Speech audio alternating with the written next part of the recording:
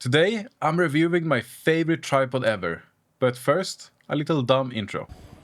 I'm here today because I'm gonna film one of the high rises behind me. They look quite fantastic. My client is so happy that I came up with the idea to rent a boat to get the best possible shots. I'm just gonna set up my tripod right here. It's a normal Smallrig tripod. It's always been a bit of a pain in the ass, and it's always been a bit of...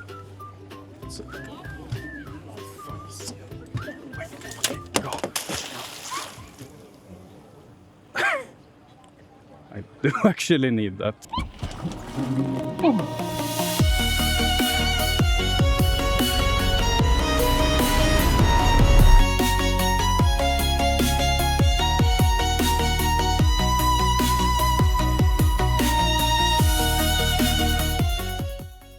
What? Do you mean that you do not bring out the big guns just to film a tripod? Today, we're reviewing the Smallrig Tribex. And I really like this tripod. I like this tripod well enough that after this review, I'm gonna send off this tripod again. Because I got it from Smallrig, no money changed hands. It was a simple, here you go, you can keep this for a week, and then you send it off to the next micro-influencer for them to have their fun. However, after I'm done with this video, I'm gonna pack this up, send it off, then I'm directly going to my computer and I'm ordering a new one for myself. And why am I doing that? It's quite simple, really. You grab this handle, you squeeze the fun factor, and then you go exactly where you want. To the millimeter. I can so fine tune this exactly where I want to go with the tripod. With one squeeze. I don't have to do... Listen, it takes me a second to adjust this tripod. It takes me 20 seconds to adjust any other tripod. And I do know this is a Chinese company, Smallrig are Chinese. However, they seem to have a lot of pride in their products. This one is no different. It's a really nice tripod. I even had some friends test it out. And I'm going to show you that later in the video. However, there is one caveat which many people have mentioned and I noticed as well. However, my muscle memory instantly changed and I was fine with it, but your mileage may vary. When I squeeze this trigger, and I release it, you see it takes a while for it to come out. It takes a little while. It's not a big deal. However, while this is going out, it's not fully seated. It seems to me like as you squeeze it, the more you squeeze, one of each legs are opened. So you're squeezing a little bit, and this leg seems to be opened. Squeeze a little more, two legs are open. Squeeze fully, and I can adjust all three legs. This means that as you squeeze it and just release it, one of the legs are probably gonna fall a bit. So you have to adjust your thing, hold the tripod where you want it, release it, then release the tripod. So instead of a simple one-step process, you have to turn it into a two-step process. Really not a big deal, I do not mind it whatsoever. I did this action 5 times, then I was used to just holding the tripod a bit longer after I let go of the trigger. Your mileage may vary. Other than that, this is really the perfect tripod, and the video head is rated for 6 kilograms. I have tried a 10 kilogram camera package, it was totally fine. However, I believe those 6 kilograms are based if you raise this center column, alright? If you raise this one, I tried it with a 10 kilogram, it was a bit too wobbly for me, and also it's only held on with this one bolt. The legs themselves support up to 25 kilograms, which I can adhere to. I put my whole weight on them. I weigh 100 kilograms. They do not budge. Impressive stuff, I do say. The video head itself is very good, especially for the price, but it's not a Sachle video head. I'll give you that. However, it does have a 2-knob function for the tilting. So one of the knobs, they lock the head so you cannot, well, tilt it.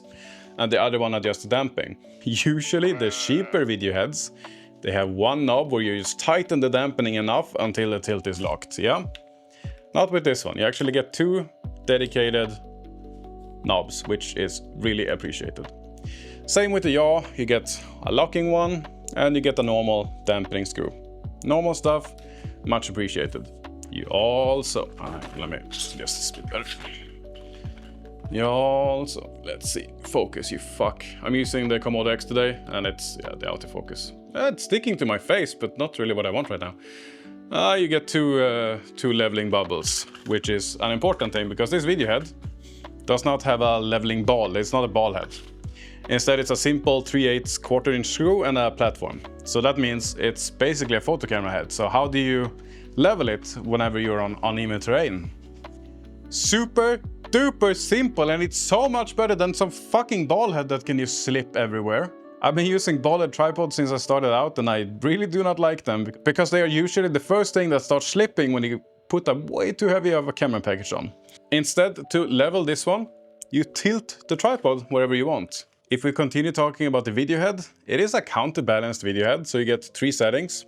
However, only having 3 options, it's not quite strong enough, and it is also too weak. So for example, I've tried using the Sony CVE1, my little vlog camera. It's too strong for that one. With my Komodo X, it's too weak for that one. I'm not sure what rig you're supposed to use, but whatever I have doesn't really work. But I always just keep it at the maximum setting, and I don't really mind holding and not being able to release. It's not a big deal for me. I anyway usually do not pan or tilt when I do video work. I just lock it off and I leave it in place. If I ever want to do any moving stuff, I'm usually doing handheld anyway, so I'm a bit more versatile.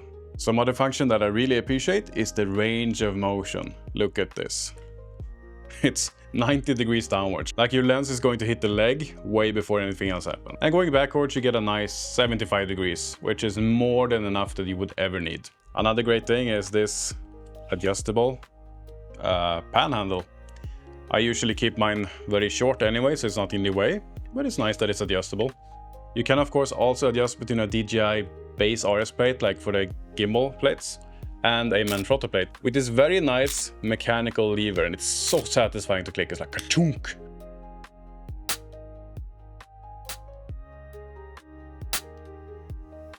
It's like changing gears in a car or reloading a rifle. It's really nice. Are you in love yet? No. I love this piece of shit. So every time you have to adjust it, it takes 2 minutes. Okay, now put it down, like lower it down or something, and you're gonna realize it's the best thing ever. And then raise it up. Come on, you love it. Yeah, for small cameras is it okay? But for this big boy? Okay, yeah, the LX35 might struggle a little bit. Yeah, but it's nice. It's a nice toy. And then squeeze the trigger. That's pretty nice, right? And then if you adjust the height, you can just squeeze it and then just adjust it.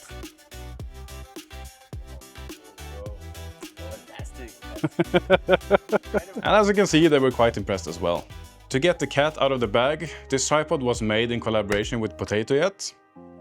And while I cannot really tell exactly where, I'm going to guess that because there are mounting points basically everywhere on this video head, there is a bunch of 1/4-inch holes all over the tripod. A nuisance for me when I got this tripod was that I tried to use the trigger to lift the tripod up.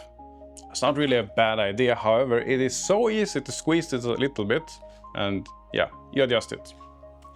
It is not a big deal, however, because usually what I do if I'm locking it off and I'm just leaving it for a while is I screw this little knob here, and it goes in. And now I can lift it as much as I want, I can squeeze whatever, it's not gonna move. And if I want to adjust it, I simply take this and I go, stop. I'm not sure if PotatoJet was involved in this, but I can imagine he probably was. And this is probably the best function. So if you disregard the fantastic quick adjustment function when it comes to this tripod, being able to do this is probably the second best function on this tripod. One weak point that many people say is that it doesn't go very high.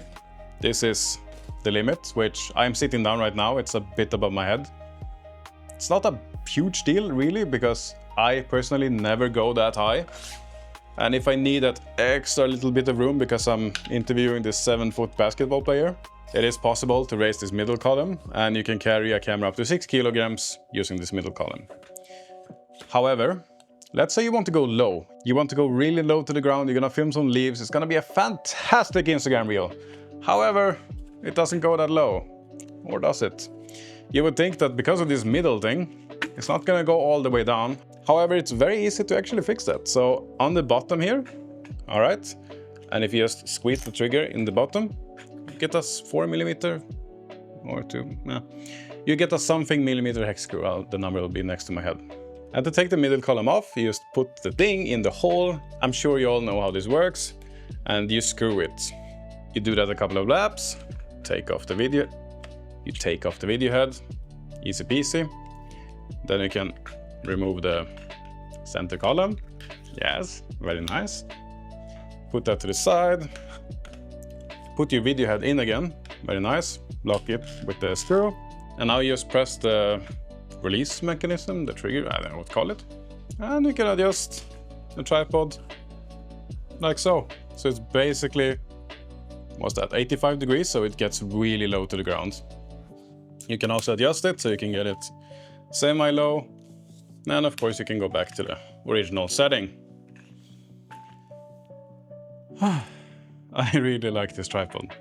So you get a 2-in-1 tripod that doesn't go all that high, that is super simple to adjust with a decent video head. It's not the best video head in the world, but again, I just use my cameras locked off, so I don't really care. As long as I can lock them and I have a good range of motion, good enough for me.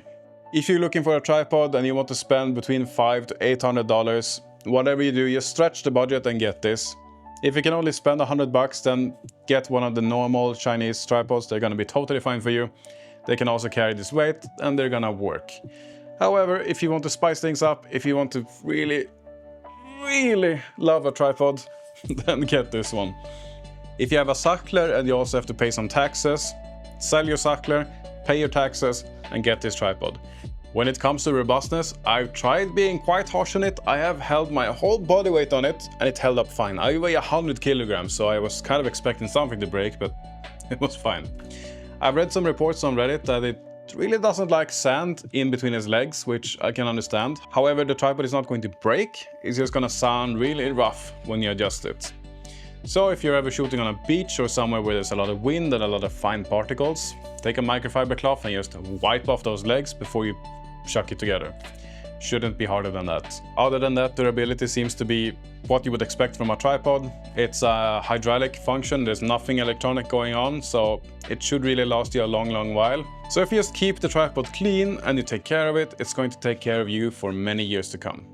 Some people have also reported that the tripod legs are flexy. I'm not sure I agree with that. I mean, it's carbon fiber tubes, they are going to have some flex, but it's nothing alarming really, and if you just load it properly from the top. When it comes to the feet, you do get some hard plastic feet. They haven't scratched any floor I've been using them on so far. Just make sure to clean them off if you've been using them outside. You also get spikes with the tripod, which is really nice. It's built-in spikes. I've never used spikes before. I usually stick to my feet, but I know if I'm up in the mountains or something like that, the spikes are coming out and the tripod is gonna be secure. When it comes to the size, there is something quite marvelous about this thing. As you can see, it's big-ish. But the major thing here is, if you take off the video head, you can put this in a carry-on suitcase.